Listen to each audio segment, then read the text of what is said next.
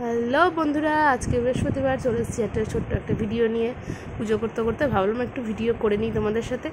তো প্রথমে আমি স্নান টান করে ঠাকুরকে যখন চন্দন বাঁধছিলাম তখন ভাবলাম একটু ভিডিও করা যাক তোমাদের সাথে, তোমাদেরকে দেখানো যাক আমি কী করি না করি। তো পুরো ভিডিওটা একদিন আমি শেয়ার করবো, বৃহস্পতিবারের লক্ষ্মী পুজো কীভাবে আমি করি না করি। তো যে সমস্ত ঠাকুরকে আমি স্নান করিয়ে চন্দন পড়াচ্ছি। তো এখানে হচ্ছে রাম লক্ষ্মণ সীতার একটা ফটো আছে, এই যে হনুমানজিকেও আমি পরিয়ে দিলাম। পাঁচমুখী হনুমানজি আছে আমার কাছে, আমার ঠাকুরের আসনে আমিও পরিয়ে দিলাম চন্দন। তারপরে সব ঠাকুরকে আমি স্নান করিয়ে চন্দন টন্দন পরিয়ে দিয়েছি। তারপরে হচ্ছে এই যে দেখো কত ফুল, বেলপাতা, আম পল্লব, তারপরে পান পাতা, কলা, দুব্বো সব কিছুই আছে। আজকে অনেক জবা ফুল, তারপরে পদ্ম ফুলও আজকে পেয়েছে। প্রত্যেক বৃহস্পতিবার পাওয়া যায় না কিন্তু, তো আজকে দেখলাম পেয়েছে তোমার দাদা পদ্ম ফুল। সকালবেলা খুব সকালে ঘুম থেকে উঠে ওই নিয়ে এসছে বাজার থেকে।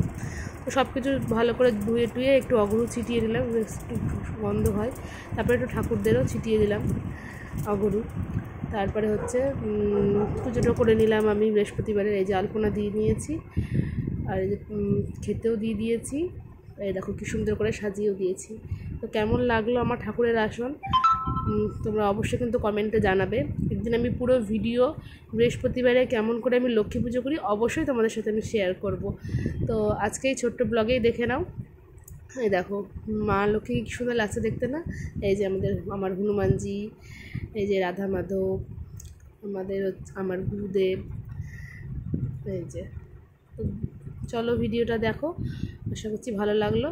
কমেন্টে জানাবে কী কী ভিডিও দেখতে চাও না চাও, সব কিছুই কমেন্টে জানাবে। আর হ্যাঁ, তোমরা কিন্তু যারা ইউটিউব থেকে দেখছো তারা অবশ্যই সাবস্ক্রাইব করবে, আর যারা ফেসবুক থেকে দেখছো তারা অবশ্যই ফলো করবে।